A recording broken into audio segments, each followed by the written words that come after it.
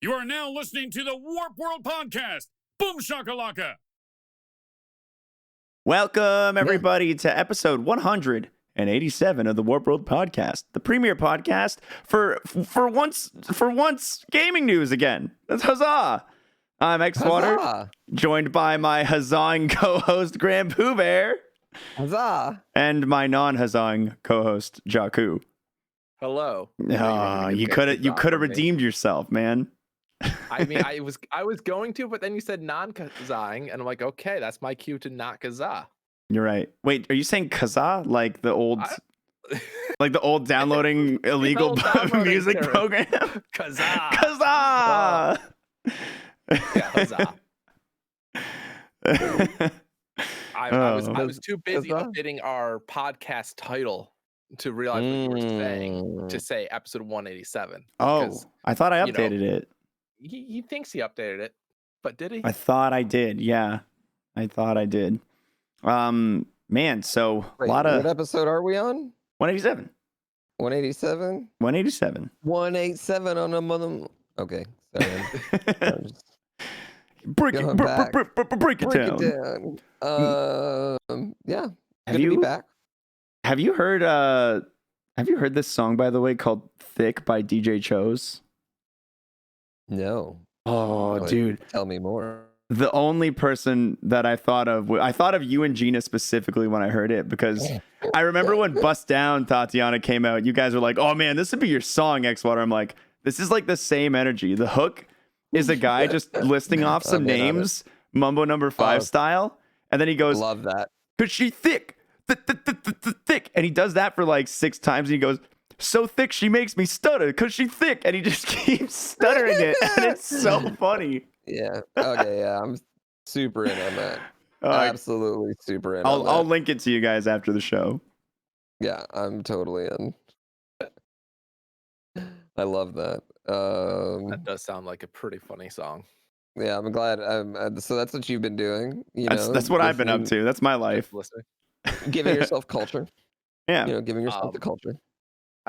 This week for me, so last week I got Starlink at my house, the little satellite dish that connects up to the internet from SpaceX essentially. And like I think I mentioned on my stream and whatnot that like I think I even told, maybe it was during the Kate episode too. I'm like, hey, it's coming. I'm excited. But I put on my balcony, my deck. I live in a townhouse, so it's not a huge deck or anything. But it was okay, but it would intermittently have issues. So finally the weather's been a little bit better, where like snow has been melting and the roof was accessible enough for me to convince Johnny to go on the roof. And because I'm not about to do that. And we got the dish on the roof yesterday, and it's been stable for 24, 36 hours at this point, with like it tells me the last 12 hours, 1 to 3 seconds of downtime in the last 12 hours. Wow. Okay. For this thing. That's really cool. On average down and 20 average on up. And they're doing betas right now where it's like you could reach up to 300 down and 60 or so up, which is better than my actual internet for upload. But that's crazy. That's kind of wild. Yeah. I'm super excited to see where this goes and like what sort of opportunities it's going to have for, IRL streamers, number one, that are going to be able to travel the country. Like I know myself and Cliffy and Ross are planning to do something, a bit of a road trip sort of thing. And so like if the beta opens up enough where we can take this outside of my area, it'd be huge for that. Have fast internet anywhere you go and not have to rely on crappy hotels. Yeah, like imagine you just put the receiver in your trunk and you guys are going around and you have internet out of your trunk. That would make the Tesla the ultimate the ultimate tech, like portable computer at that point. It'd be pretty amazing. Absolutely. Yeah, that would be very interesting to see how that ends up working. But no, there's that is really cool. And I think, that's our future is wireless internet beamed to all of us at all times. Yep. That is the ultimate end of this, right? You know what I mean? That's like where we're going, where we're heading. And this is a cool step. It's a cool step to see it. And also, like, just as streamers, I think we all understand how nice it is to have reliable internet everywhere we go. For those who don't know, like the last time MC is we were uploading on like 4Upload, I think. We were doing that whole thing on 4Upload. We had to disconnect everyone's phone. Everyone had to Yeah. turn off their phones every time we were streaming. So like everyone turned off their phones, and it was really hard for the Canadians too because they don't have service. So everyone had to turn off their phones while we were streaming the whole day. So none of them connected to Wi-Fi because if even one of them connected, we were done. Our whole stream went down. Yeah. Yeah. The listing was like, yeah, high speed internet. And it's like, yeah, high speed in 1998, maybe. Yeah. Got him. My God, and I feel like we dealt with that like each year for MMC. Yeah. Where it's like, oh, these aren't the ideal speeds, and like they went out and bought a new modem and stuff for the players. Yeah, we did a lot the of most stuff. reliable. But yeah, like this would be an amazing opportunity for that. But also like I think more and more what's really exciting is obviously with COVID, a lot more people have worked from home, and like jobs are now realizing, okay, maybe people can work from home. Yeah. And so now people are also like, hey, I don't have to live in the city anymore. I could just live out in the cabin, but I need internet. And so Starlink's going to be that for them. They're going to be able to use that. So people are going to be able to spread out of the cities, live in their dream area, and still be connected to the world. Until those dream areas become the new cities. Oh no. Yeah, and then we'll have to start building rafts, really elaborate rafts on the ocean that have. I thought you said rats at first. We'll have to start building an army of rats. That would be an interesting type of raft to go around on an army of rats, as your raft. Yeah. So I'm in though. I'm in for that. Let's try it out. Take it to a rift.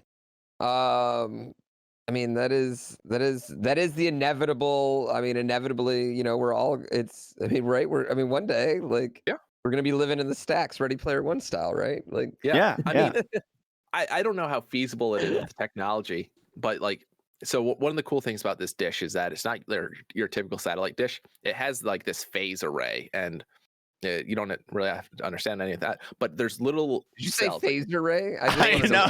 Like we glanced over phase array. It's like, does it turn spiders into cats? Wait. Yes. Phase. Oh, phase. Array. I got you. Oh, okay. Phase array of like these little micro dishes, essentially. So instead of having to tilt your dish back and forth so much to get like that perfect signal, it's these little dishes are activated to receive the signal and transmit off of those. And because it's software controlled, it's able to follow the satellite so much better than mechanical and all that stuff. So like, yes, the dish will move physically when it needs to, but it doesn't have to. It can do much closer, fine-tuned movements with those little satellite arrays on the dish. And so what I don't know though is like how, obviously, like it's about the size of it is about the size of a extra large pizza box, I would say. So it's not tiny, but it's not huge either. It's not like your typical giant satellite dish. So probably a little bigger than a DirecTV dish. But in the future, I don't think it's unheard of to think that technology might be in phones. Oh, and absolutely. That it can penetrate, like, maybe not so much walls, because that will not be a thing, but like when you're outside, potentially, but definitely cars having this on their roof or something would probably be doable. And so like that'd be a good way to have cars connected to this smart network. So I'm interested in that technology, and like that's apparently been a government technology type thing for years for them to like have fine-tuned satellite control, and now it's consumer level. Like the dish itself was like $500, so that's not bad. That's an extra $500 on a card to have it be a satellite internet modem. Like that's sick. Yeah, that's really cool. I'm looking forward to that future when you can just bring that around with you. When you think that you would just like be able to buy a new sort of receiver, like a portable receiver? Yeah, I think so. Yeah. It will be interesting to see where the technology goes, because obviously, as we all always know, like as technology gets adopted and more people use it, the cost of it typically goes down. Yeah. And then like they're able to shrink it, and they're able to do so much amazing things. And so I'm just excited to see the future of this, because like if you told me in 2015 or even in 2018 yeah, Jack, if you're gonna actually be talking about satellite internet and be excited about it, I'd be like, you're an idiot. Like, satellite internet is expensive and slow and terrible. Did you know, like, original internet for satellite, like in the 90s and probably early 2000s, you couldn't upload with the satellite. You could only Yeah. download, I and I Yeah, did the not know upload was through the Yeah. phone line. that. That's so funny. We almost got it at my house because we lived in the cut and I only had 56K and I was playing EverQuest all the time and it's disconnecting, and so I was like, this is like my job. I saved up to get satellite internet, and then I found out that it wouldn't even work with games anyway, and Yep. so I was like, well, this is pointless, absolutely pointless. Dreams shattered. Napster's dead now. Like, you know what I Right. mean? I got nothing. Got nothing. Yeah. It was that year between Napster and LimeWire being a thing. So Kazaa. And Kazaa. Oh, Kazaa. Kazaa. Kazaa was just like you installed Kazaa and your computer instantly shut down. Like, Oh my god. But yeah, it's exciting. I don't know. I'm super excited about it, and I can't wait to see what the future brings for it. Yeah. I'm stoked too. what else are you stoked on, Xwater? There's a lot of Um, stuff got announced this week. Tell me something else you're stoked on right now. Okay, well, I want to talk about I'm gonna- whatever you're stoked I'm gonna on. pass over the biggest one for now and bring it to like a middle tier. okay. But yo, Oh, okay. A mid stroke or Project Triangle Strategy. Very different. Have thing. you guys seen, played, looked at what do you know about Project Triangle Strategy so far? I I hate watched the you name. play a little bit. Hate the name. Right? Yeah. Hate the name. Absolutely hate it. Yeah, a But- horrible name. I love it's so much, and it, you know, I looked at it a little bit more at it as well. I haven't played it, and I think I watched you play it a little bit as well. But it's not Octopath in like a sequel to Octopath, but it's the same engine Yeah. essentially. With Final Fantasy Tactics like play, which is amazing because I love the battle system and tactics. Oh, it's so So, like, good. I'm in for that alone. But I love the art direction that both of those games have. And so like that alone is going to get me interested. Even if the name doesn't change, though I really hope it does. Dude, don't the thing change the that book by its makes cover, me but- so mad about it is why do they call it Triangle Strategy when they could have called it Triangle Tactics? Like, even that is 17 times better. I would be okay with that. Oh my Right? god. And like I would apparently rather- there's yeah. like because in the game like there's all these like there's three It's a big tactics nations. game. It's not a it's more of a tactics game than I would say like a real-time strategy game. Exactly. So, Yeah. Like there's three nations, there's three virtues that your character like can spec into. Like everything's in threes, you know, that's like kind of the thing that's going on here. But it's super fun so far. The story's a bit long-winded from what they show in the demo. Like it took a long time to get like from one fight to the next. There was a lot of story. But like Mhm. it's not the worst thing, you know, it's just, like people that's why you play these JRPGs half the time. But one thing that was really cool that I liked a lot about it was how they're doing kind of like choice influencing gameplay. The same way that Octopath tried to do that with like pick your character path and do this guy, then do this guy. But like, so what they're doing here is your army, like all the main players in your army will have in the sample chapter, they're trying to make a decision about whether or not you want to hand the prince over to the opposing forces that are demanding the prince, right? Don't do it. Don't do it. Well, that's the thing. Some characters want to do it, some don't. And your character needs to go walk around town, gather information, and then use that information to convince your fellow army mates whether or not to do it, right? So you go around and you're like, we should do it. And he's like, but what about this? And you're like, well, we have a solution to that. Or you're like, maybe I'll just try to persuade you based off your personality. Or maybe you like some other answer. And then they're like, fuck you. Of course I'm not going to vote with you. Do you have to do the walk around town, or can you just You be can just like, go nope, right we're- in. Yeah. Yeah. You don't have to okay. walk around shit. But walking I'm around in. town was like cool because I got like info that like I wouldn't have been able to convince them that my decision was the right decision without walking around town. Like I needed that info Right. to do it. So does that information become available to you by talking to these people? Then, Yeah, if like go- when you get a key piece of info, it'll say you can now use this piece of Gotcha. information when talking with your team. That's cool. Yeah, Yeah. I like that. That's really cool. And I still can't get over the name.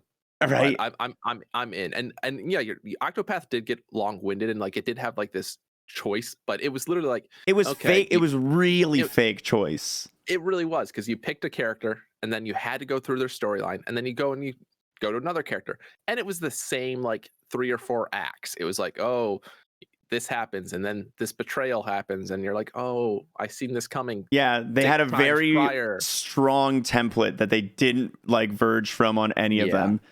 So when they do have a sequel, which I hope they do, I really hope that they kind of take what they take from Triangle Strategy, with like dynamic choices and actually allowing the story to be different for each character. And because I think I did like 6 out of 8 Octopath character stories before. I'm like, I'm not doing the last 2, and maybe I can now. It's been a few years. Yeah, that's about when I stopped too. I got 8 or so in, and I was like, like I just can't, because at that point it's like you got to do it on the characters that are super under leveled as well, and the ones if they're the last 2, they're obviously the 2 you cared the least about. So you're like, well, fuck, like I don't care about their stories. At all. Yeah. But yeah, I should definitely check out this demo, because it does sound like a game that I would actually enjoy. Yeah, I think the demo took me like 3 hours too, so it's got some. That's a good demo. It's got some content to it, and the combat is so good. Like, I don't remember this being in Final Fantasy Tactics, but there's like the follow-up attack system where if one of your allies is on the other side of the enemy, when you attack them, your ally will follow up with a second attack. Yeah, they specifically mentioned that in the trailer, and I don't think that was in Tactics. Yeah, so but there's a lot of characters that can like manipulate the positions of enemies with their attacks. So like your shield bro can smash a guy, punch him, and then the guy who got punched moves 3 spaces, slams into your buddy, and then your buddy's like, oh shit, he's in front of me, slam him with like a broadsword kind of deal. And that was so cool the first time I pulled that off. I was like, no way, dude. So badass. Since it's all squares though in that battle, do you think they should have turned them into triangles to like go even deeper with the triangles? I think you know what? I guarantee you they spent 6 internal meetings trying to figure out how to make triangles work. Yeah, because it would really work well, but it would be they're like, we gotta do it, guys. Everything else is a triangle. We need it. I mean, it does seem a little silly, I would say. Like, it's all triangles everywhere, and then you're moving on squares is ridiculous. Where's the consistency? Commit to it. Yeah, very inconsistent, in my opinion. That's awesome, though. Yeah, it's kind of interesting that they just went like completely opposite, not opposite of Octopath, but just kind of. Gameplay wise, like that's a pretty drastic. Yeah, it's a big sidestep. Big sidestep when it's probably much easier to just give, a relatively safe sequel to a relatively successful game. So yeah, I mean, props to those developers and everything for that. And from what I hear, I like a lot of people I talk to like this one that didn't like Octopath do like this one.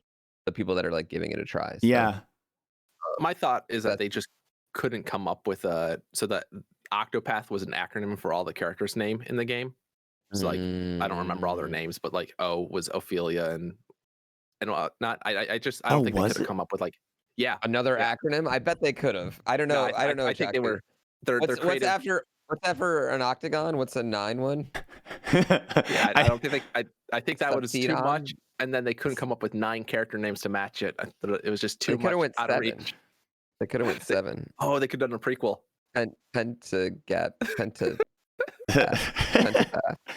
Septa, yeah. When they first showed like the style, I'm like, how many paths? I was like, right. Same. I'm like 3, maybe. Wow, they toned down the number of paths. Embarrassing.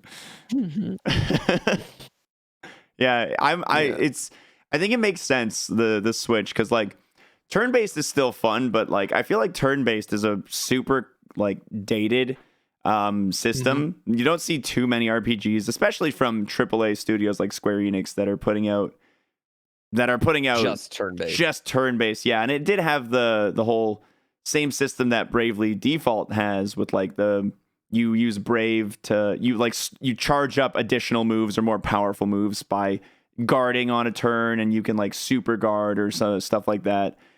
So there's definitely like complexity, and I liked the Octopath system a lot, but it's definitely not as I think winning as a tactical system, especially with the success of other tactical JRPGs on the Switch. I'm not going to name them, but I'm not going to name them. I don't think there are any. Yeah, no, they are. They are. Yeah, they're probably on Stadia too. I can't think of any since you didn't name them. Yeah. Well, Obviously. what about the rest of the Direct? Was there anything else that got your guys' gears turning? Mario Golf. Mario of course we gotta motherfucking talk about golf. Mario Golf. Yeah, that was easily the Mario- best part. Yeah, I mean, it looks good. It's got the speed does. mode. Looks fun. Yeah. Hard game to screw up. It is.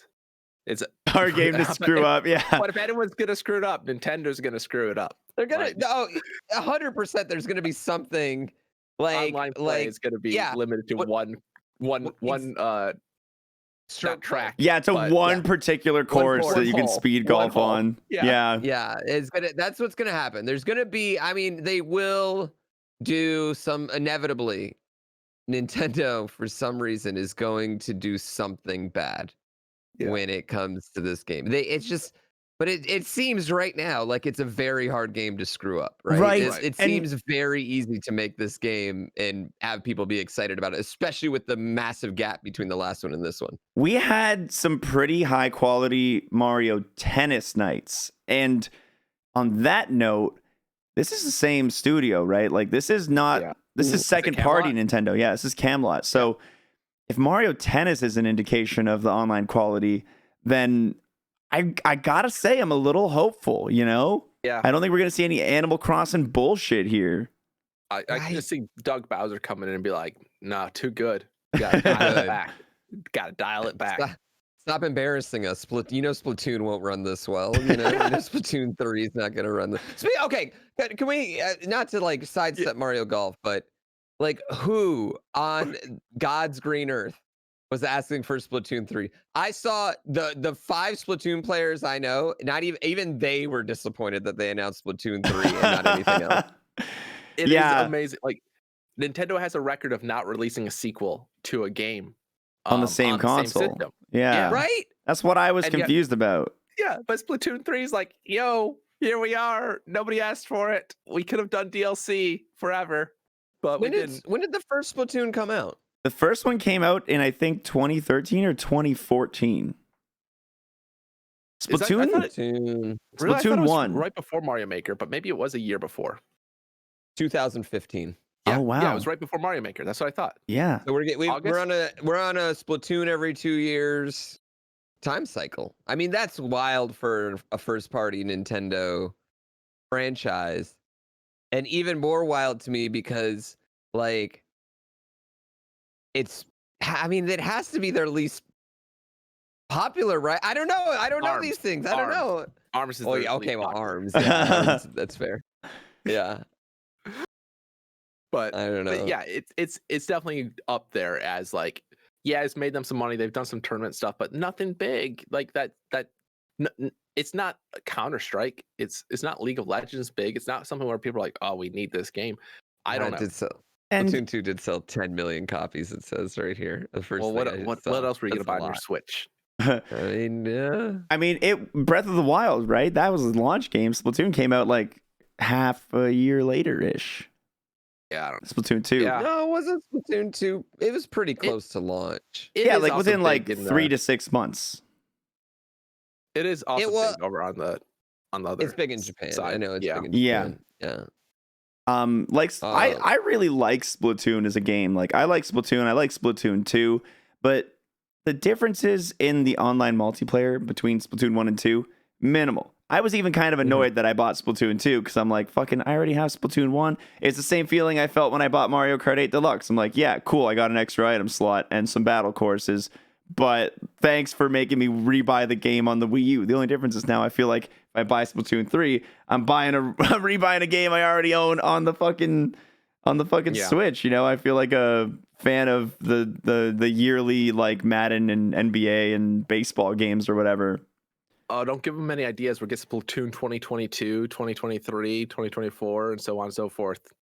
Yeah, I feel like they're gonna do in the online multiplayer, like give it some, you know, like some cool little change ups in the formula. It looked like there was like some jumping abilities now where you could get high into the air or something. You got to choose where you start in the map a little bit more than spawning on a particular part. All things that are like could be the difference between one patch and the next in Splatoon 2 in my eyes, you know? Yeah. So that's why I was so confused, like shocked by it. It was Okay, confusing. I gotta give. Okay, you know what? I'm obviously just a Splatoon hater because it's their number 9th selling Switch game. The 9th highest, and it's sold 11.9 million copies so far. Just compare it. Mario Maker 2 is 14 with 6.9 million, almost 7 million. No, you want to know? This one just blew my mind. Among Us is number 17 at 3.5 million. So that's kind of crazy, actually. That just wow. Wow, yeah. That's yeah, number 1 nuts. selling. What do you guys think is the number 1 selling game on the Switch? Mario Kart. Oh, no, Mario Kart, yeah. Breath of the Wild? It's Mario Kart. Yeah, Okay. Mario Kart. 33.41 million copies for a Wii U game. Why don't they make another Mario Kart then? Why don't they make another Mario Kart? Right? That's what I'm saying. Like, come on, Yeah. guys. Like that's a good question. Like there was a lot of rumors that Mario same Kart studio. 9. Same was studio as going- Splatoon, by the way, Mario Kart. Oh, is it really? Oh, yeah. The same. They're I mean, making Splatoon. Well, I mean, yeah, but that's also Breath of the Wild studio, Odyssey Okay. studio. So I mean, it's definitely like a big umbrella of studios. Yeah. Just for the So- record, it's not like So I remember before this direct launched, a lot of people were like, "Oh, Mario Kart 9. We're gonna get some news about Mario Kart 9." Mhm. That's what I thought. And we talked about this, I think, when Mario Kart 8 Deluxe was announced. Do we think we're gonna get a Mario Kart game for the Switch that's not 8 Deluxe Yeah. at this point? I don't know. We got Home Circuit, but which is fun. But it's Yeah, not but Mario Kart. we're talking like bread and butter main Mario Kart. We're not talking gimmick Mario Kart. We're talking Right. I don't. They might not see a point to it because they're just selling. It's like, everyone's it's like buying this 1-to-1 one anyway. ratio. Yeah. Yeah, sorry. Every two consoles sold, there's one copy of Mario Kart sold. So maybe they just don't need to, essentially, and they just feel like they don't need to do that. But that would blow my mind if we essentially went this entire generation without a new Mario Kart. But it's kind of looking likely because you got to think we're probably getting Breath of the Wild sequel. I mean, on a Switch, like we can guarantee that game's coming out of the Switch. Super Mario Odyssey sequel, probably on the Switch, right? Right? Maybe. If we're getting Odyssey 2, yes. If we're getting Super Mario Bonanza, whatever they decide to call it, then that might be next console. Yeah. I almost want to predict that we're going to get Breath of the Wild 2 on Switch and the new system. The next system. Yeah, dude, it's like the classic Zelda play. That's the Twilight Princess, the Breath of the Wild. Yeah. Yeah. Like, because I mean, if they keep delay delaying things. it, Right? Yeah, they're delaying so much at this point. It's like, Like, oh, what are you guys doing? I mean, that's like the biggest news of the direct, though, is that the only mention of Breath of the Wild is that it's not anywhere close to being done, and we will get more information later this year. TM. Right. Yeah. That was really funny how the only news was we got nothing right now, guys. Sorry. That's how you know that at some point somebody sat back, watched that entire presentation, and was like, "Yo, this might piss some people off, dude." I mean, I think it pissed more people off that he showed up. Like, I would have rather them not show him at all to get people's hopes up. And he literally our hopes were up only for a fraction of a second because he's like, "Don't get your hopes up or anything." But like, it was already too late. My hopes were up. I did like that he was like open and honest about it. Yeah. He's like, we need some more time for it, and I was like, I like that. Yeah, and I like at the end of the day, yes. Take as much time as you need to on these games. We're waiting. It's gonna be good. It's gonna be Yeah. good. It's gonna be really good.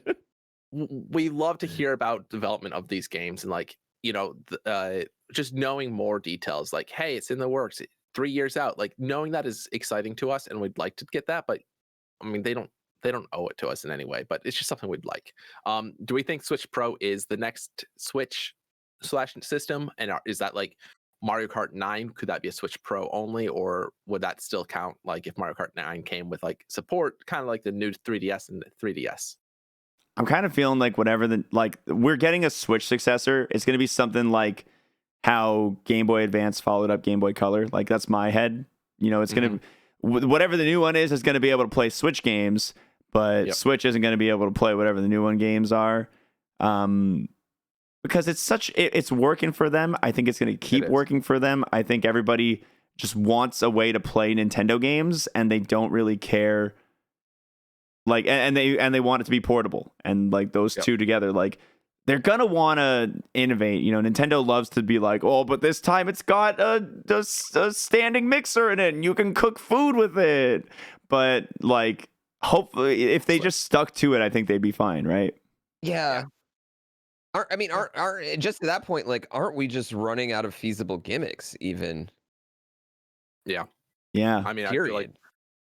Nintendo can always go back to the dual screen, but the second that you want to bring in TVs, that would be a problem unless you do 3D, which then you could do on 3D TVs. Or you could have 3D. Yeah, those don't even exist anymore. You could have literally, nobody makes 3D TVs anymore, which is kind of wild to think. But you can get an 8K TV now for like $250, 80-inch 8K TV. The TV prices are insanely low. TVs are crazy. They're insane. It's so crazy to me how like 5 years ago, like if you wanted a 60-inch TV, it was $3,000-$4,000, and now you can get them for $300 on Amazon, and there's 50 different brands. But yeah, I mean, I think the dual screen could be a possibility because you could use the TV and have like a bottom screen controller. So like the top could still pop in and the bottom could be your controller that has a screen on it. Yeah. But is like that going to be are people really going to want to play with a wide controller in hardcore gaming situation? I don't know. I mean, I guess we used the Wii U. Yeah. I mean, I didn't hate it. No, yeah. I really like the Wii U Gamepad. That seems like the thing. Yeah. Like, if the screen element of the system itself becomes detachable, so like when you dock it, you dock a thing and you take the screen out with the controller, and you're like, bam! Now I got one on the TV, one on. But then, how does it have dual screen in portable mode?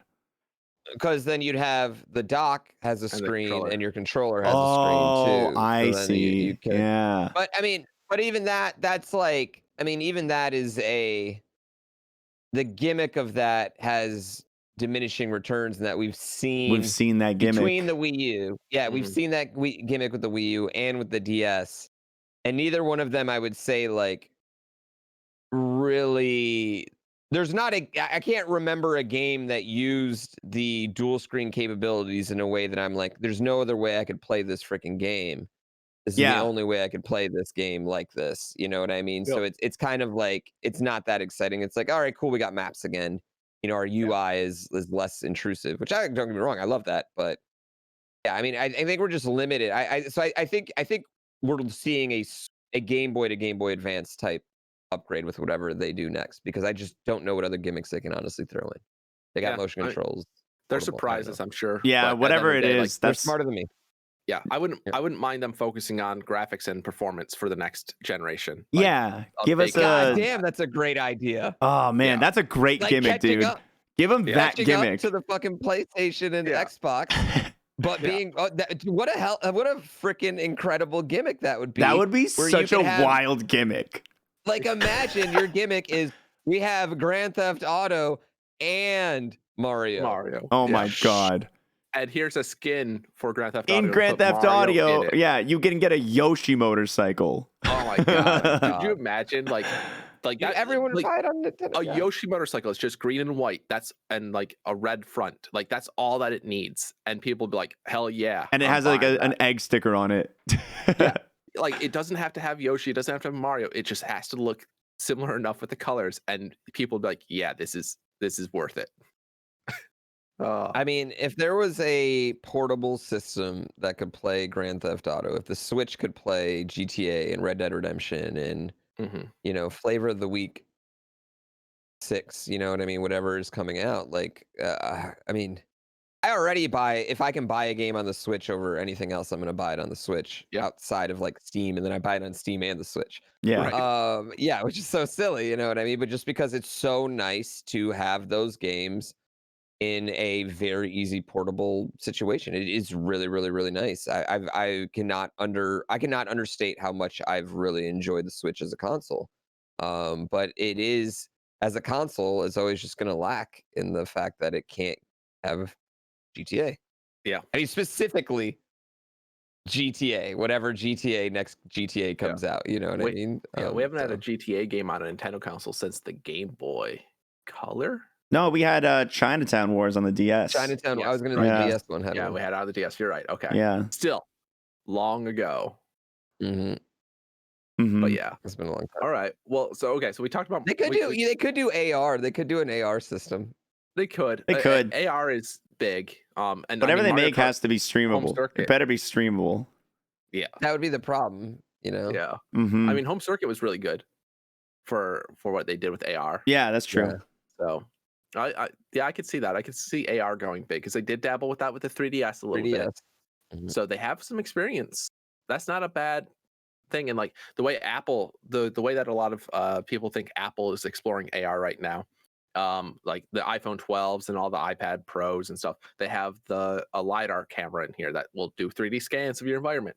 And the idea is like, as people take photos, it could potentially take scans with LiDAR and upload those with GPS coordinates. And then when Apple AR glasses come out, all of the world's data is, not all of it, but a large majority of it's already built out, and it already knows so much data that you've gathered through your phones. And so AR is going to be like so amazing on Apple's ecosystem. Nintendo doesn't need that because it's going to stay pretty much in your home for the most part. Yeah. But AR is definitely really cool stuff, and I'm interested to see the whole space of that blow up because VR is cool, but honestly, like AR is really awesome as well. Like they're two sides of that same coin, I think. One's better for one thing and one's better for the other, but like AR is just really cool to see. Like, did you know if you search like Baby Yoda on Google on your phone, you can bring it up into an AR phone, into your camera app, and have Baby Yoda just hanging out wherever you want? I didn't. Wow, no, I did not know that. Did not know that, but I'm going to do that later. My kid loves Baby Yoda. Yeah. So just like any iPhone, I think it works with most iPhones. Not any, but Grogu, so we don't piss off the nerds. Well, I don't know if Grogu, if it works, it probably does, but you will see like the Google result will say, see the child in your space, and you click view in 3D, it opens up Google on your phone, and like, I don't know, you can see them here, but I can put them wherever I want. It's really kind of cool. Damn, so, I'd love to see. I'm surprised I haven't stumbled onto like a video on Twitter of Baby Yoda in a strip club or something. Oh my God, maybe I should start a TikTok. You should start a TikTok, and it's just Baby Yoda in places he's not supposed to be. Like Baby Yoda's like Baby Yoda dancing on the Empire State Building. Like Baby Yoda's in the employees only section of fucking Kroger. Like Baby Yoda, what you doing in there? Baby Yoda in danger. Yeah, Baby Yoda Baby like Yoda in minor danger. Baby Yoda like is laying on the road, and the bus is about to start moving. It's like, Baby Yoda, run! I love it. I kind of love that. Yeah, it's good. That's solid. That would be a solid TikTok. That'd be a solid meme account for any platform. It would be better than mine. You could make a paid Twitter out of that. Oh, my Twitter Pro or whatever. Yeah, that can be your Twitter Pro content. All right, we talked about a little bit of Mario Golf, and then we got sidestepped over to who knows what. Splatoon. Splatoon, yeah. So I don't know. There was some cool stuff from the announcement, but there was a lot of stuff I just was not excited about. Yeah, there was a lot of lackluster stuff for sure. And that's okay. I think because they're fans of that stuff. Like at the end of the day, I don't have to enjoy everything they put out. Right. Yeah. Like, but there was it did feel kind of lackluster after what, 2 years of not having one. Yeah. Like Ninja Gaiden Master Collection is cool. I'm not like incredibly stoked like to play it, but like I think it's neat. Miitopia being ported from the 3DS was dumb. I don't care about that. That one's dumb. I don't care who you are. I like Miitopia, but you played it? Miitopia. Yeah, it was fine. But like, do you know what's cooler than Miitopia? Bring back the Miiverse, you cowards! Like, right? Yeah, you know? Yeah. I don't know. I've never wanted to play a game with a Mii character. I've never liked them. I've never thought like even in Smash Bros. They're like, you can be your Mii. I'm like, why would I want to be Mii when I could be fucking Zelda and Link and Mario? Why don't they make Switch Sports, motherfuckers? Like, Dude, Jesus Christ! That's let what I'm me bowl saying. on my Like, stop Switch. making golf, tennis. Make a Mario, the sports mix they made on the 3DS. Just bring one of those. Like, give me a basketball mode, a volleyball mode, a soccer mode. Those 3. That's it. They could literally make that game every system. They could. And just like everyone, like, I mean, but on the same, like, they can make all 4 of those games outside of that pack, and people would still buy them, and they get 4 times as many sales. That's right. Yeah, but they should just. What I'm saying is just specifically Wii Sports, another Wii Sports. Yeah, Wii Sports. Like, specifically. Yeah, Like Wii Sports 3. Yeah, Wii Sports 3, because they made Wii Sports Resort, which was fine, but like, you know, like, expand out the bowling, have more bowling arenas, have more, especially now with much more accurate motion controls we finally have now. Yeah. Right. You know what I mean? Like, I would enjoy golfing now. I mean, you could do all sorts of fun golfing stuff on the Imagine the Switch. HD rumble when you hit your racket. Oh my God. And honestly, it's not like Wii Sports was their hardest to develop game or anything. Like, they could make Wii Sports Switch Up. They can call it Wii Sports Switch Up, and then that can be their Switch title of Wii Sports, and it can be easy to make. And you know what? Man, I want it. TVs probably won't get us destroyed because the Joy-Cons are light. Man, you know what? And if they do, they're cheaper to replace. Yeah, I'm not sure you could go buy an 8K TV. Yes. You know what? It's actually cheaper to replace your TV than it is your Joy-Con. Yeah. Depending on the size, legit. That's legit, dude. That is the way they just have abandoned the Wii franchise will only ever be mystified. The way they've just pretend to not acknowledge F-Zero even exists. My boy is as far dead. as they're concerned, Captain Falcon is a Smash character only and has never been in any other game as far as they're concerned. Yeah. You know? Like, I don't dislike F-Zero. It's not a game I seek out, but like, I feel for those fans because like it was great on the Super Nintendo. I feel like the F-Zeros, and this is I think what's like maybe most frustrating me with like the last 2 generations of Nintendo in general is like you fill in your Marios and your Metroids and your Zeldas with your F-Zeros and your Star Foxes. You know what I mean? And to a less extent your Kirby's and things like that. But those you need to have your filler games, you know what I mean? These franchises that people really love, but you know, maybe they're not system sellers like Breath of the Wild would be or Mario Kart, but they it feels like they just have like I don't know. I feel the same way. Whereas Sony has all their franchises running all the time right now. You know what I mean? And so it's just I don't know. I never thought about it, but I would actually prefer to see F-Zero on like PlayStation, Xbox, PC. Oh yeah, just with the graphics and the speed. So pretty. Yeah, like it, and like I could see like that would be the one franchise I could see Nintendo would be like, yeah, we don't care. You can put it on those systems too. But like I would love to see those games because especially on PC with like just so high resolution, the speed, because those games really do make you feel like you're going fast. And could you imagine that in VR? You'd probably throw up. You'd probably vomit real quick, dude. Yeah. Playing F-Zero in VR. Oh my goodness. I feel like that's the thing that was interesting about the F-Zero games is like going from the SNES to the N64, it felt like, man, this is looking real fast. And then you go to the GameCube and it's like, oh my God. Like it gets quick. Yeah. My favorite thing is the speedometer in the games because obviously like they could put any number there, right? Like we don't know, it doesn't matter, but like they'll be like, yeah, he's going like 700 kilometers an hour. It's pretty cool, you know, no big deal.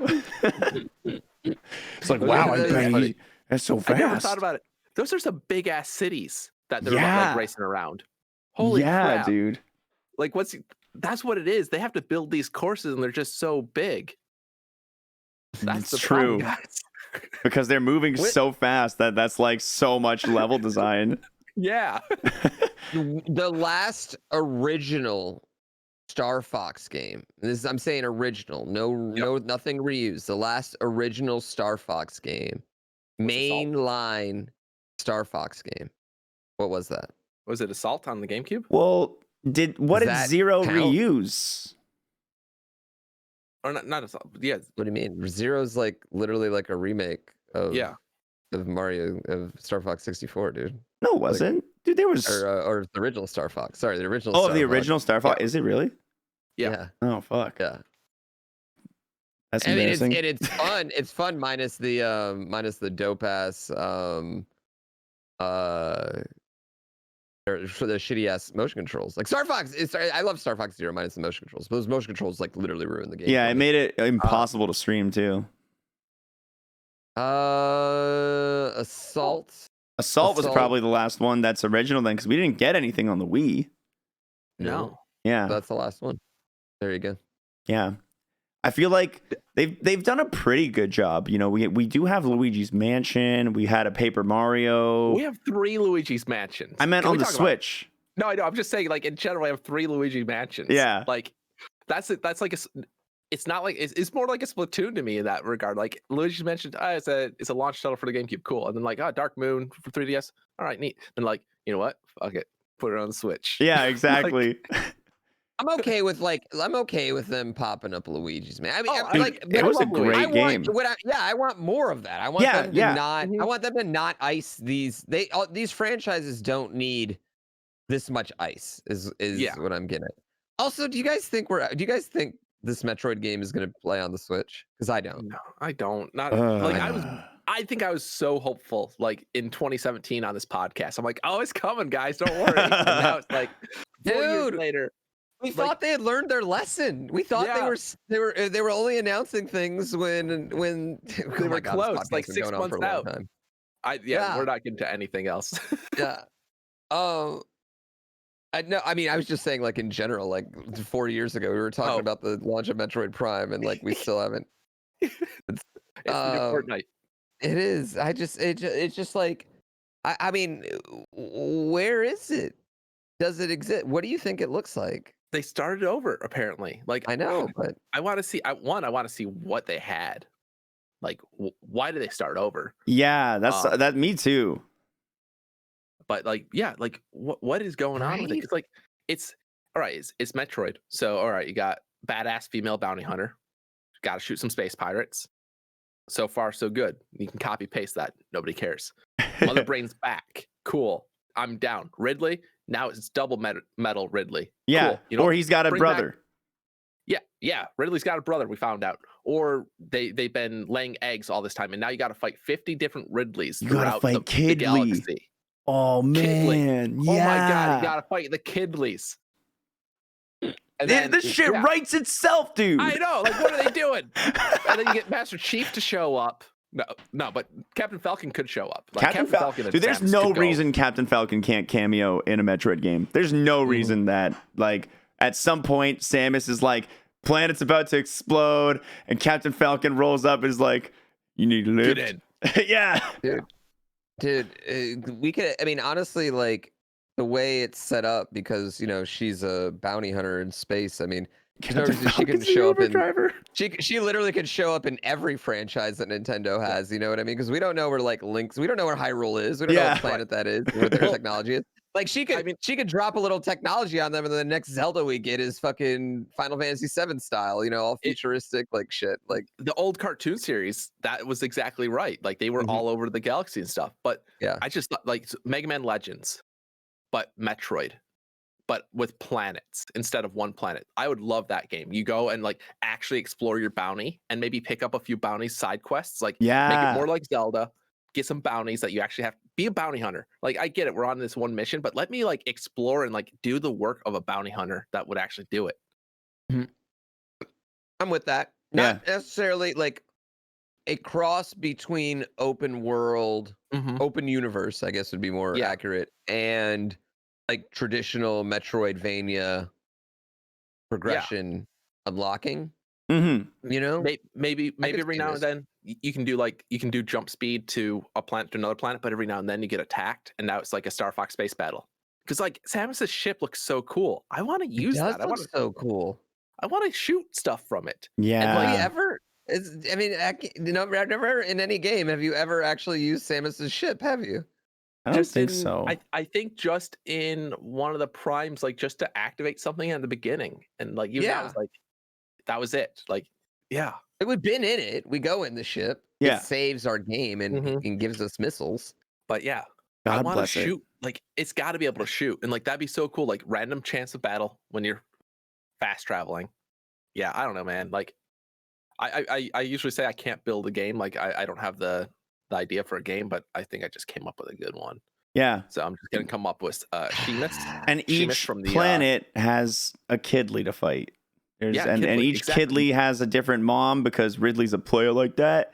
And- Isn't Ridley a girl though? Ridley could just be asexual. oh, and yeah, just I think lay Ridley eggs. is a. Yeah, we'll just say I think Ridley asexual is and eggs, or maybe they're Because a I girl think- and lay eggs. Who cares? or whatever. I thought that was kind of like like the whole Metroid thing is like Ridley's a girl, Samus a girl, Mother Brain's a girl. Yeah. There's all girls. I don't remember. I could be just completely, absolutely, right, utterly wrong. I don't think that. they've ever addressed it very explicitly in any game that I've played. I think it's just like, oh no, it's Ridley. It's Ridley. It's here to eat you. Yeah. The space pirate leader. Yeah. But like, and I want to see those meetings where Ridley is like leading these space pirates, because like it just screeches when I'm there. No, yeah, it's yeah, Ridley exactly. to me. Like I've never. That's the thing that bugs me about Ridley is we've always been like, yeah, leader of the space pirates. I'm like, bitch, how? Like, Yeah. Ridley doesn't lead. Ridley is a warrior, not a leader. Because Ridley shows up and is like, and breathes fire and doesn't say a single comprehensible word. So like, And how does it get through the doors? how does it get through a door? Some questions go unanswered, and that's okay. Some But, like, yeah, asshole wrote just- that he Ridley's just the leader, creates- and it's like, no, Ridley's just this space dragon. Okay. Yeah. Well, he becomes a leader at some point, you know. But I mean, at the end of the day, like Mother bitch, Brain, how? you know what I mean? Yeah. Mother Brain. Well, it's Like, I can't it's imagine it's Ridley like- sitting in a it's like captain's Shang chair. Tsung situation. Oh, Yeah, okay, it's like Shang Tsung is a leader, just not necessarily like the leader. You know what I mean? It's Alright. like at the end of BioShock kind of thing. You know, like Gotcha. you get to you think you're fighting Ridley, but really you're fighting. But Mecha Ridley was a leader. I mean, let me rephrase this. Ridley's been the main antagonist of some of the games. But Yes. yes, I totally agree with you that Ridley is a soldier at heart. Absolutely, when it comes down to Ridley. Yeah. Like Ridley's not Captain Jean-Luc Picard, you know, not sitting there like, I think we should refuse interfering with this planet. Now I want to see that game. Oh man. So like I feel like the biggest thing that makes, because like it feels like we're in a game drought kind of with Nintendo, but when I'm looking through a list right now, and we've got like, man, we've got 2 Pokemon games. We've got Splatoon. We got Link's Awakening. We've got Breath of the Wild. We got Fire Emblem Three Houses. We got Mario Rabbids Kingdom Battle. We got Astral Chain. We got Mario Kart 8 Deluxe. We got Mario Party, Tennis, Breath of the Wild, ARMS. We've got Smash Bros, Kirby, Yoshi, Mario Maker. And on top of all that, we've got Astral Chain and Animal Crossing too. Like there's You said Astral tons. Chain, but I'm sure I not gonna- repeated a I'm not couple gonna there. fault you for- Yeah, No, he no, also, I- don't get me wrong. he also put There- Fire Emblem in but- there, like as if we wouldn't know. There Yeah. are a stupid amount of there. I mean, don't get me wrong. Like, but I think that's why it feels like such a drought, because the first 3 It was- years of the Switch, Bam, bam, bam. they were bangers, just absolute bangers. And This last year it's- is very slow. since last Christmas, I'd say since Paper Mario, we've gotten Yeah, I forgot about Really? Mario. yeah, we've gotten Animal Crossing. We got Animal Crossing and then Paper Mario and then Hyrule Warriors were the 3 things. Yeah, Oh, and we yeah. got Pikmin re-released. Yeah, we got Pikmin 3 re-released. Right. So yeah, I mean, I'd say that counts. We're in a bit of a drought. I Yes. would Yeah. say like this is a very much like much more Wii U Wii type of like late in life schedule right now, which again, this has been, I mean, during the last 2 generations, this is the problem with Nintendo, you know what I mean? It is these big first party game droughts because, you know, we talk about this. We don't have Call of Duty to fall back on the Nintendo. You don't have Madden and NBA and FIFA to fall back on for all these gamers on the Nintendo Switch. You know, these games that people play forever, or they will play when they have nothing else to do. You know what I mean? Like it does feel like when Nintendo's not releasing first party Nintendo content on a Nintendo console, it does feel like there's a drought on that Nintendo console. It does. Because nothing else, quote unquote, third party is getting released for it. Everything else is, you know, feels indie or is indie. Not that they're not quality experiences. I think we're the first ones to agree that there's Hades is the fucking best game out, and it's, you know what I mean? Yeah. Like, you buy a Nintendo console for the Nintendo games. So if exactly. Nintendo's not releasing the games, you're like, oh well, I'll just play these other games elsewhere. Yeah, no, it makes sense. And like we see this when Nintendo's like working on their next system and their next big thing. And you know, it could be that, you know, they looked at a lot of their game lineups and like, hey, you know, this doesn't work because it doesn't have an online component anymore. And like we've been focused on you know, local co-op and things like that. But 2020 was a big year for online gaming and COVID and stuff. And we need to look to the future for that. And maybe that's part of it, is that they're just like, let's regroup on some of these game concepts and make sure that they are playable online. And it's going to be a big part of their strategy. But you know, Nintendo plays a lot of this stuff close to their heart. They don't share details until they're ready to share and ready to show off. So we could be in for a really awesome Christmas, or not. But I think we are this year. I do legitimately think we are, because the thing about this direct is like they did specifically say like things, mostly this thing is going to be the first half of this year. So like they're basically telling us like the holiday announcements, you're not getting those yet. And what like because this last holiday was so lackluster, whatever they're holding to their chest right now is going to be the culmination of last year's holiday season, because Hyrule Warriors is third party. Like that's a third party game. It's from Koei Tecmo, and it had a lot of Nintendo oversight, but it wasn't a Nintendo game. Like the grunt work wasn't done by them. It's, you know, they had people at Nintendo basically going like, yeah, you can do this. Okay, come back to us in a week and show us what you got then. So I don't think it's unreasonable to possibly expect Breath of the Wild 2 this holiday season. I don't think it's unreasonable to expect like maybe 2 or 3 other big games between like summer and next December. I feel like they ripped that Band-Aid off as far as Breath of the Wild this year goes. You know what I mean? Maybe. Yeah. Maybe. Possible. Yeah. Are we done with Nintendo? Did we get through it for now? Yeah, I guess so. We've spent a lot of time talking Nintendo. Should we give Sony a little bit of love? Give them a little bit as a treat. As a treat. It's okay. There wasn't really that much that is new in Sony's either. Yeah, it was kind of very much the same kind of style. Where a lot of the things we were seeing, we knew about. The things that got me excited were new Deathloop trailer, which that game I've been on the top of my radar for a long time. I think it looks super sick. We got to see Solar Ash, which I don't think was our first time seeing, but it still looks cool. And there was a game called Sifu, which is like you're like a kung fu master, and when you die, you grow older or something. I don't really understand what was happening, but it looked cool. Oh, actually, it says it in the description here. Each time the player character dies, they revive slightly older and more skilled. So it's like a cool little fighting game. It's kind of like a Saiyan. Yeah, defeating a sandwich only makes it tastier, for sure. Returnal got delayed until April 30th, which apparently is going to be like a roguelite shooter game, which looked kind of cool. Okay. Showed off some details on Kena, Bridge of Spirits, which was like, it looked like a cool forest action adventure, like think Zelda style game.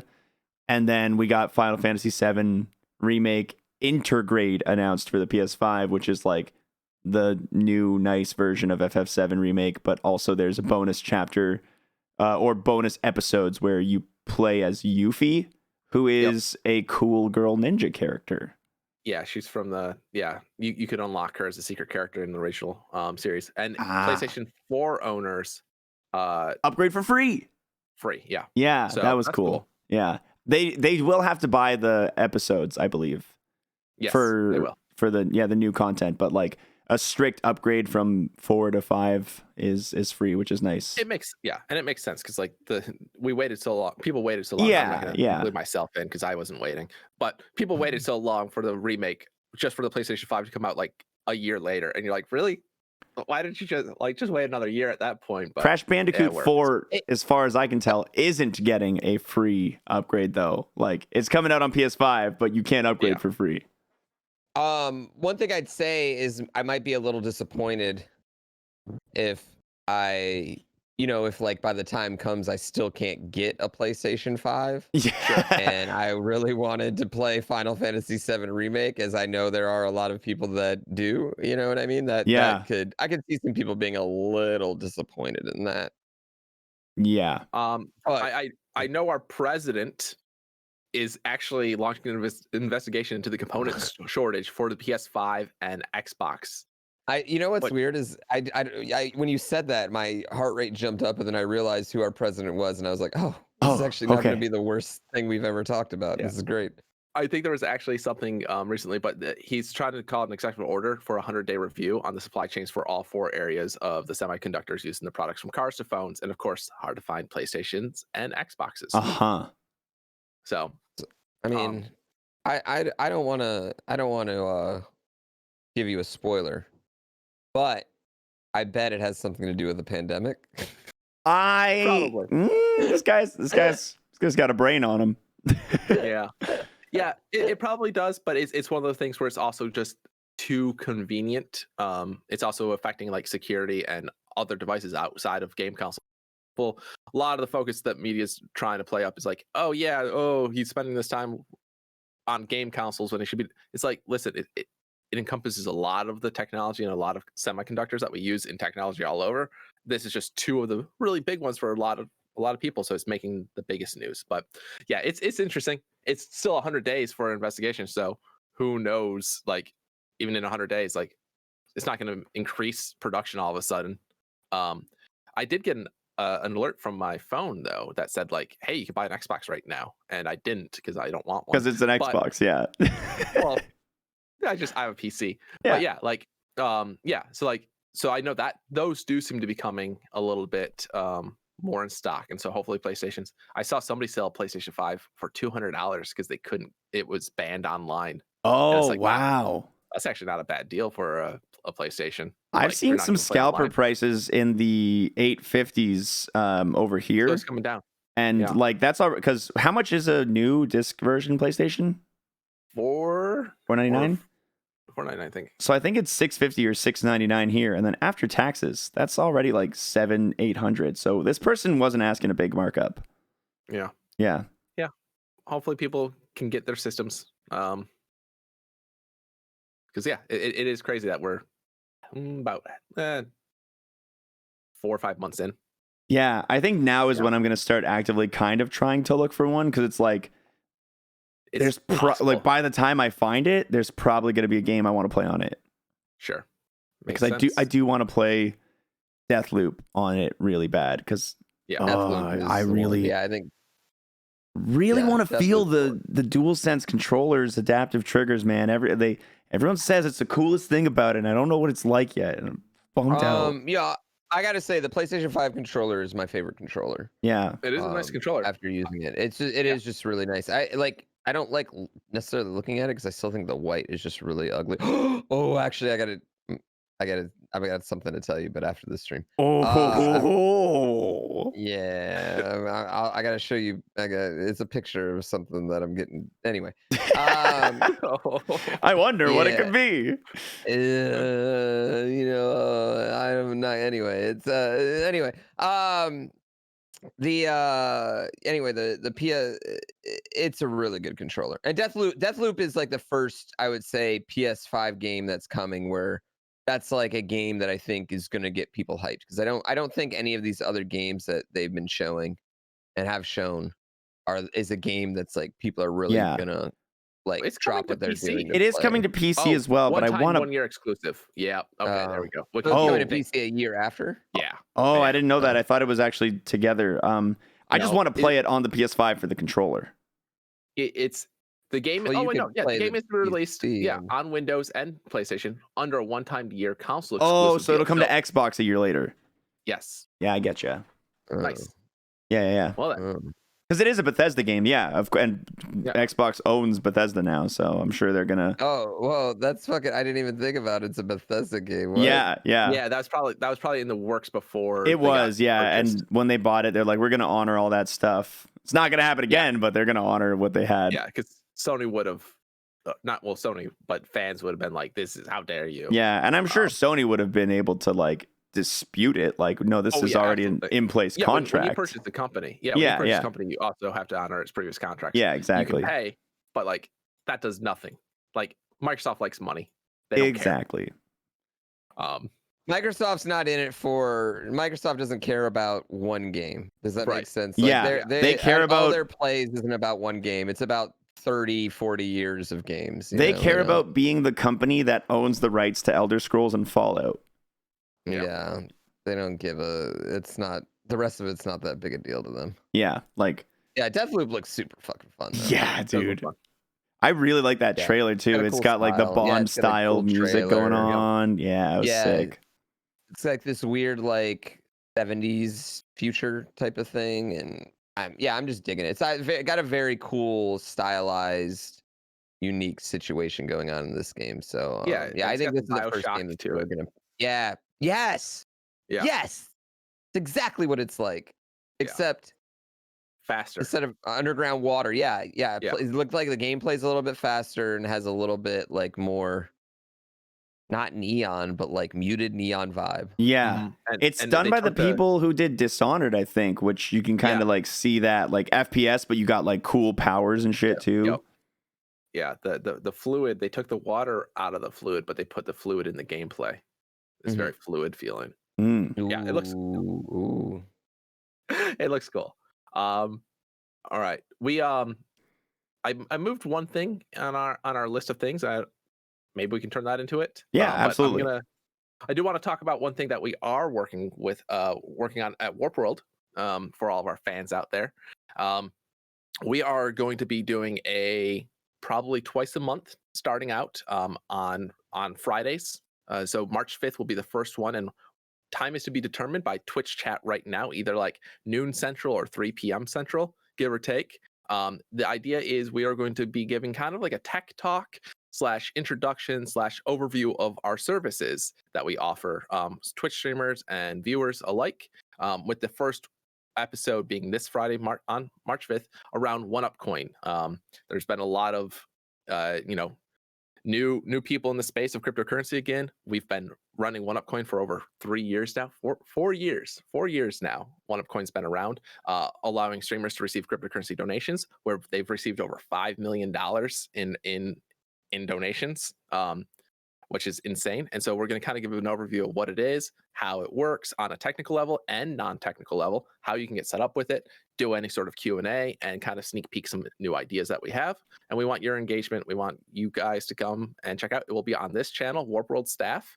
And then we'll have a blog post to go along with it within, probably the following Monday, that will link to the YouTube video that will go up there. So if you guys have any ideas on timing, this is for Twitch chat right now. To basically, the first time I see is what's going to get in. We're not sure if you want to treat it as like a lunchtime special type thing where you can watch it during your lunch, or if you'd rather see it later in the afternoon or evening. Even like, I'm not even opposed to like a 5 p.m. or 7 p.m. sort of thing. But we hope that people are interested in it, because it's also going to give you a really good glimpse of the people behind the scenes of Warp World. Like you see myself, Grand Poober, and Xwater every week. But all right, 3 p.m. it is. But you see a lot, like there's a whole team behind our products. You're probably still going to be seeing me a lot because I'm behind a lot of our products. He's behind a good number of everything. them. Yeah. Literally behind everything, you know. I'm a puppet. But yeah, so yeah. No, you're Geppetto. We're the puppets. Oh, that's right. I'm the puppet master. Yeah, All right, you're 4 a.m. you're Geppetto. Yeah. All right, 3 p.m. 3 p.m. Central, Friday, March 5th will be our first Warp World Tech Talk. We'll come up with a better name. If you have a better name, email us at techtalk@warp.world. And then you can email us at whatever the better name is after that. Exactly. Email But us yeah, at thebettername.warp.world. that works too. We should have an email that's named this at Warped Out. Name this at warp.world. Done. It's created. But yeah, thank you guys for giving us the time, and I look forward to chatting with everybody and showing you off what we're working on, and then as we show new products and new things, it'll be really exciting. I guess I should take this time to also thank all our Patreons. Oh, smooth. thanks, Good call. Patrons. Yeah, those guys rock. Love the Patreons. Did you know they get bonus content from the podcast What? How often? every week? Every single. Wow. No way. It's You know what? Crazy. That actually makes me feel relieved because I had no idea why we were recording that thing before this podcast every day. I was just like, it's like we've been doing this for 180 episodes, guys. I don't think we need to rehearse, but okay, Yeah, this is the practice session. We just practice a little bit before we start podcasting. Talk, shoot the shit. It's the warm up. No, thank you so much for the Patreons. You guys are amazing. That's what we should call it. The warm up. Oh my god. Or no, the warp up. The warp up. That's good. Oh, a lot better than banter. It's a lot better than banter. Yeah, we just say banter. banter. We start it, we go banter. We're like the seagulls from Finding Nemo. Mine. Banter. Warm up. I like it. The warp up. The warp up. Warm up. Warm up. The warm up. The warm up. We're tool it. We're tweaking. Well, yeah. Email us at name this podcast at warp.world. All right. I know we got a little bit of heat this week. Yeah. I know my man's got a little bit of heat this week. We want to get a little hot. Yeah, hot. Let's get a little hot. It's been a while. And this one is very near and dear to our hearts because it happened on Twitch. Hot take. Mm-hmm. Hot take. Hot take. Hot take. Oh, it's been a while. I'm trying. You're doing great, honey. You're doing great. So earlier this week, Amazon started playing anti-union ads on Twitch.tv. Boo. And they've since been removed. But Twitch has a line that says Twitch says that it's evaluating its review processes to ensure that similar content does not run in the future. This is just a we got caught situation, right? Yep, absolutely. Yeah. We weren't sure how it was going to go down. It's like when you break the rules, but your dad told you to break the rules. So when people call you out, you got to be like, you can't rat out your dad. Yeah. So you got to make up some dumb excuse as to why you broke the rules. Yeah, 100% that was it. Yeah. Yeah. Is there any, I mean, there's really no defense here of Amazon either, like in any way, or Twitch. Like, both of them fucking suck for doing that. Like, I don't know. It's just it's a shitty thing to do, in my opinion. Yeah. Shitty thing to do. Do it without dues was the tagline too, and it's like, what are you doing? Why are you? I don't know. It's like they tried so hard to make unions sound uncool or something with that ad. Yeah. As someone that's never been in a union, it's obviously different for me because I don't know what it's like to be in a union, but I hear great stories about people. I've heard great stories about my friends in unions. Yeah. It costs a little bit of money to do. And you can't buy that PlayStation 5 right away if you have to pay your union dues. Oh no. The idea is that you have someone going to back for you. At the end of the day, so many people are terrible with negotiations on salary and benefits and stuff. And so if you have somebody that's doing that for you, you end up way better than you would be. Yeah, you have It just- more yeah. benefits, you're making more money, your job security is higher. Because that's the big one, dude, is the job security. I feel like I've definitely say- seen some people who, because they're in unions, they're like, do this job? What are you gonna do? Fire me? I'm in a Right. union. Yeah, and like so in one respect, like that does sound kind of wrong. Like, oh, just because you're in union, you might not be able to get fired for certain things. Obviously, it There's it can be you know, exploited yeah, I a mean, little that's bit, why- but not overly. Like Not- if they truly yeah, are no. not doing their job, they'll Right. they'll if there's legitimate cause for removal, I'm sure. But like Yeah. there, you definitely get a lot but more that's something leeway that's in a been union. negotiated. Yeah, I mean Right. that's the thing though. Like those things have been negotiated. You know what I mean? Yep. Like those situations have been negotiated. Like union people aren't getting fired for taking their sick days that they have. Yes, whereas, exactly. and that's the Whereas important- like you yeah. hear about that shit all the time in America, where they just can't or Yep. won't, or their boss is like, yeah, no, you're not getting a break. What are you talking about? Get a break. There's it does it and I mean it's just you hear that. We're from Detroit as well. We were Yeah, born in that's true. Detroit. And Yeah, Xwater big lives union. very close to Detroit. And so Same like kind of me industry. personally, We Yeah, might be a yeah. little biased just because of our yeah. I like you're just never going to hear me speak out against unions, even Yeah. ones for things I don't like, because I also understand the history of unions and how unions that I mean like literally are responsible for the creation of the middle class in America during the 20th century. So it's without them, the ways we were being taken advantage of could only be described, or like American workers being taken advantage of, could only be described as like the way American companies now take advantage of workers in other countries to build their products for pennies on Sure. the dollar. You know what I mean? Like that's Yeah. what it was. Yeah. Yeah. So it's it was just shicey in every way, and also like just like I don't know, like this is the hard thing though about we've talked about this a little bit about the three biggest players in streaming were also the three biggest companies in the world, yeah, and it's because they want to keep us paid because we can influence you, and they want to have that influence. You know what I mean? So, and it's kind of all comes back down to that with Twitch and Amazon. You know what I mean? Like it's almost more valuable, even if Twitch runs at a like Twitch itself is a net even or even a slight net loss.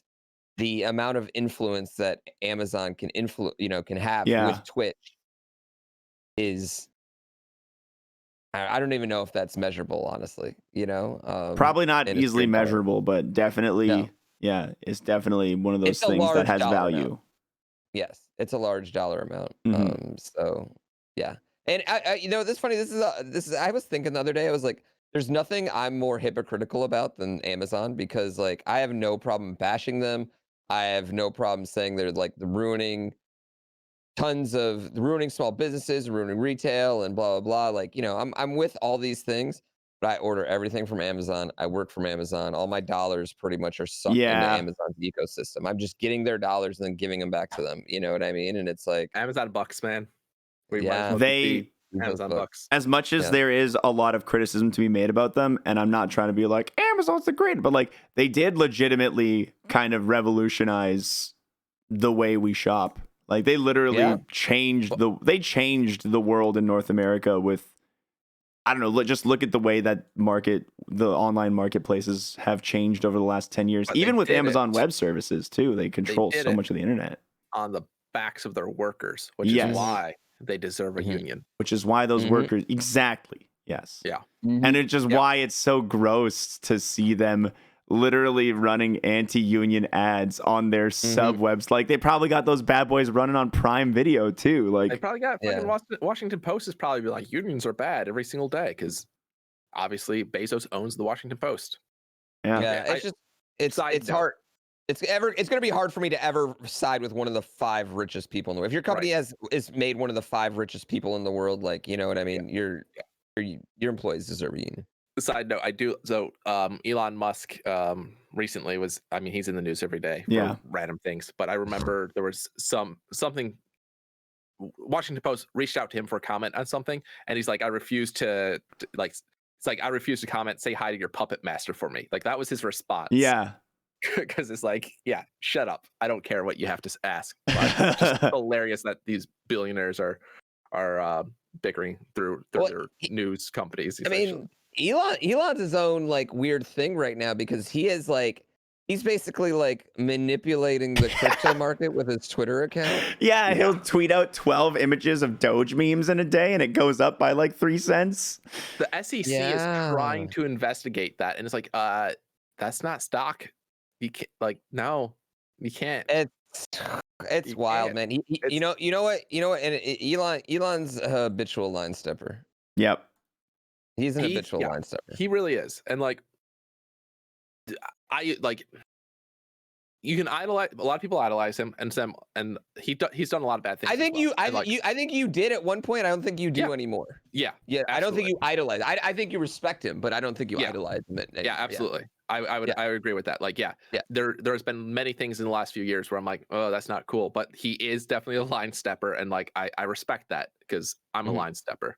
In that personality thing that we did, Pooh X Water, I got the same level as him. So like that's fun for me. But regardless, I can see that. Yeah. All right. Let's get into some viewer questions real quick. All right, let's do questions. it. I'd say you're more chaotic good, and he's more like chaotic neutral. You know? Like I used to be chaotic neutral, but yeah, I'm more good, I think. Yeah, I'd say so. Yeah. All right, so we got some side questions, and if you want to send in your own side questions, you can email us at podcast@warp.world to get your questions in, and we will try to answer them. All right, this first one comes from Dynamite. So recently, my dad wanted to play something on the RPS4. He said he wanted to play something that had multiplayer, or if we ever got more controllers. So I had him play the one and only multiplayer game I had, Splunky 2. After showing him the controls, he started playing, and though he wasn't very good, he really seemed to enjoy it, even playing on his own the next day. My mom had a similar experience with Breath of the Wild. She now has over 1,000 hours on it. It got me wondering, what do you think gives video games old people appeal, as I'm going to call it? That's a lot of hours on Breath of the Wild from someone who otherwise wasn't into video. Dude, I don't even know if I have 1,000 hours on Breath of the Wild. I guarantee you I probably don't. Not. Yeah, no, I definitely don't. I mean, I think I have like 100 hours on Breath of the Wild. Right. I think I'm in like the 5 to 750 range. That would make sense. Gina's got a couple hundred on it. And that's the only other games I remember Gina playing even kind of hard is the Paper Mario series. But Breath of the Wild she loves. And do you want to know what's even wilder is my son won't sit and watch anything. He doesn't sit and watch movies. He doesn't sit and watch anything. He's got to be like eating or doing something. He can play on his iPad and sit still, but like everything else, he's just like, he's go all the time. But the last 3 days, my wife and son have had sit down, play Breath of the Wild sessions where they just cuddle. He lays on her and they play Breath of the Wild and he just watches. He doesn't try and touch the screen. He doesn't do anything. He just watches it. And so, I mean, that game more than any, I think is like a very hardcore game that has appealed to a lot of not hardcore gamers. That's very interesting. Yeah, I just think there's something about. I think the freedom of it. You can play it at your your own pace. You know. I think yeah. You can avoid everything. There's very zero stress if you don't want it. Yeah. If something's stressful, you can go find something else to do. You can find another way around it. Same with like Splunky, obviously like a lot going on in that game, but it's something you can play at your own pace and you can see yourself improving. And like I think a lot of old people look into sort of those games or just like games that like scratch an itch. Like, you know, I don't know this person's dad, but you know, the dad probably liked to explore as a child and it's probably bringing back memories of childhood. Like, you know, like thinking he's exploring caves and stuff again. My parents, I remember we got a Sega CD for Christmas and there was some racing game on the Sega CD and like they basically had the Sega CD for like 2 weeks. Like I couldn't play my Sega CD because they were playing it because they both liked cars and racing is fun and that was a good way to play with really cool cars and just made sense. So it appealed to some sort of itch that they had. I gotta say, the only time my mom has enjoyed a video game that I can think of Cooking Mama. is you'd think no is Oh my when we God, that was played so adorable. Super Mario Party. Oh man, it was so Your stream she was so loved it. adorable. She loved Your it stream so was much, so dude. adorable. Yo, Yeah. I'm not trying to be weird because I do make a lot of your mom jokes, but yo, your mom's hot, dude. I'm sorry. Your mom is she's a very good she's an woman. attractive woman. Yeah, She is. I get it from somewhere. Like, I totally understand. Yeah, I get it now. Your family, you have a good looking family. Yeah. In general, your mom is killing the game right there. Yeah, I got completely excited. Okay, I'll give you a theory on this. I have a theory that everybody likes to read. The people that don't just haven't found what they like to read yet. And everyone likes music. You might just not know what genre of music you like. I think everybody likes gaming of some kind, video games of some kind. You just don't know what you might have just not found the right game, or they just might not have been introduced to the right game for them. That is my theory. And so whatever it is, the right moment, right time during a pandemic obviously is one, but like, maybe your dad was looking for a game that that was so simple yet could have unlimited improvement, like Spelunky, because Spelunky is kind of like, it's very simple to learn, but you can play it forever and still never master it, Yeah. So I definitely think that is just it. And, for some people it's Breath of the Wild, for other people it's, Peggle. Yeah. Whatever. Yeah. Makes sense. Those types of games. Yeah, I think Mario accessibility is a big one that lets people in. Yeah. Like, it's the easier it is to play and the easier it is to not lose, the more you're gonna enjoy it too. Especially if at like Breath of the Wild just captivates so many. Like, it has so many captivating elements. Like, it's got a very in-depth cooking system. There, you explore and everything looks good. It's got like mystery everywhere. It's got cool little tricks you can pull with every tool available to you. It's got fashion. You can dye your clothes, find new outfits. It's just got so much to do. Yeah. And also it also makes sense too, which is something that I think really appeals for Breath of the Wild, is there's not a moment in Breath of the Wild where even us as gamers, we're so used to like video game rules, like, oh, here's a table that comes up to my waist, can't jump over it, you know what I mean? Yeah. None Here's of that a torch, exists in Breath need of the to Wild. light it. Yeah, none of that exists in Breath of the Wild. Oh, I need to burn down this grass. Well, you burn down the fucking grass. You know what I mean? Like, you need to cut down a tree to make a raft out of it. You cut down the tree and you make a raft. You know what I mean? All of that makes sense too. So I think that really helps. Yeah. And I will say this too about like accessibility and not having to worry about death or whatever. I think having death or some sort of consequence is okay in these games, but it doesn't set you back. Yeah, all this progress. exactly. Splunky's the exception. But like Breath of the Wild for sure. Like, you die, like, oh no, you're back to a checkpoint from 3 minutes ago. Yeah. Oops. Not a big deal. You didn't lose all this progress. And that's very important. All right. We're gonna do one more question, and this one's pretty fun. Xwater, Jakku, and new best friend. Oh no, you've all been sentenced to death row. It was definitely Jakku's fault. What are you picking for your last meal, Famo Husky? I know my answer. Ooh. Okay, well, give it to us. McRib and Shamrock Shake. They'll never be able to kill me. Wait, because are you invincible when you have those? Those two items are never on the menu at the same time. Oh, well, they would just get them made. You don't think it's impossible with any amount of money to get a Shamrock Shake and a McRib? You give too much credit to the American prison system. You're probably right. You're probably right. For some reason, Jakku, I think they've probably thought of this logical. I want fried dodo bird. I don't know. I don't know if you've depending on how heinous your crime is. I don't know. I feel like they've figured that out. I would go. I'd go lobster. A lobster tail, steak in like in a steak, nice surf and turf, the mashed potatoes, and then shock me up after that, baby. Shock me up. What are you gonna do? I think I'm leaning towards chicken wings as part of it, but not all of it.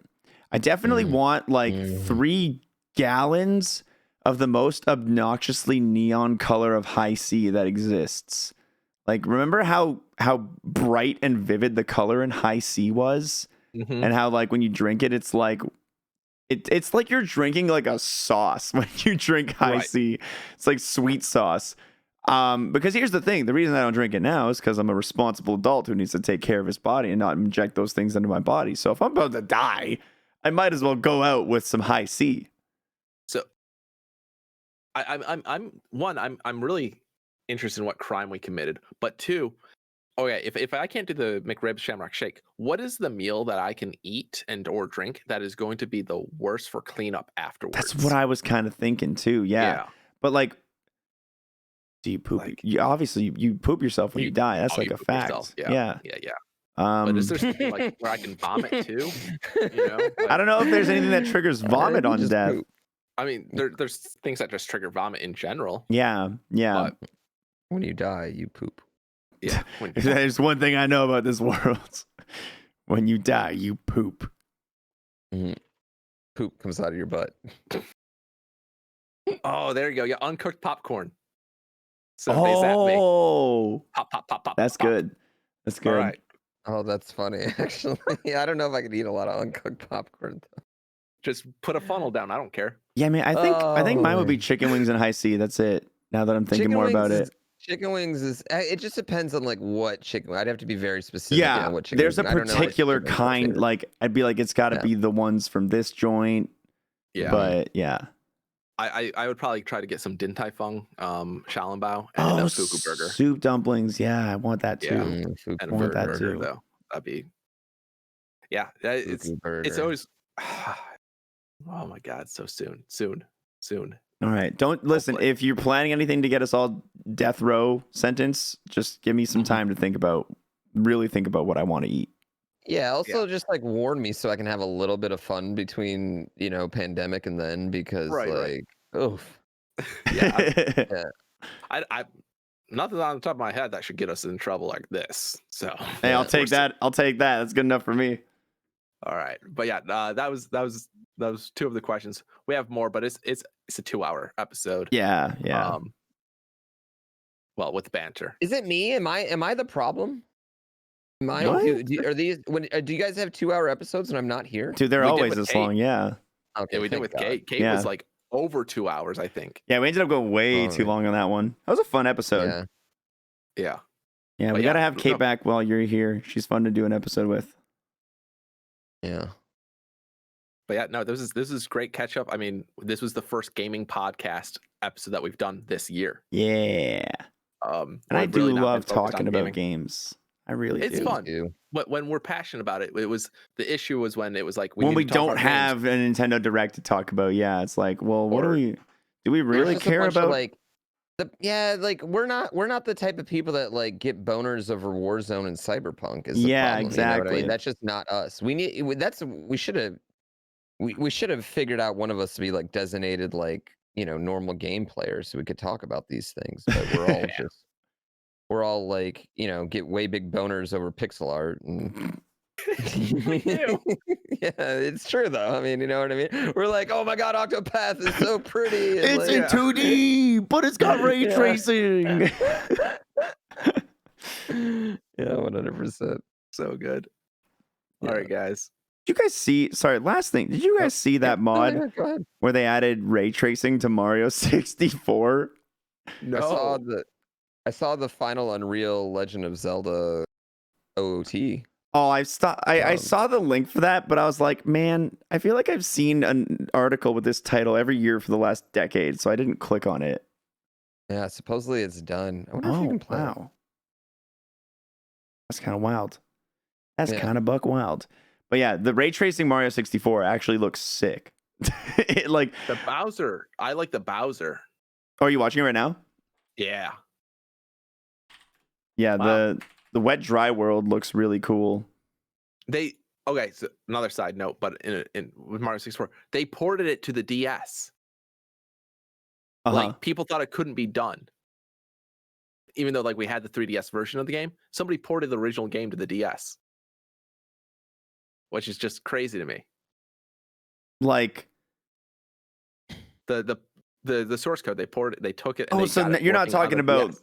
yeah, you're talking about okay. I was like, Yeah. they did that on the launch of the DS, dude. Like Right, they that's what I'm remade saying. it. It's like, yeah, Nintendo did that, but somebody took the source code and did it for the original game I with see. no Yoshi, no Wario, no That's Luigi. that's wild. Yeah, that's Yeah. crazy. That's pretty cool. It's just I'm interested to see where else this goes because like Nintendo's probably not super happy with it, but like it is No, they're cool to not stoked see. on it for sure.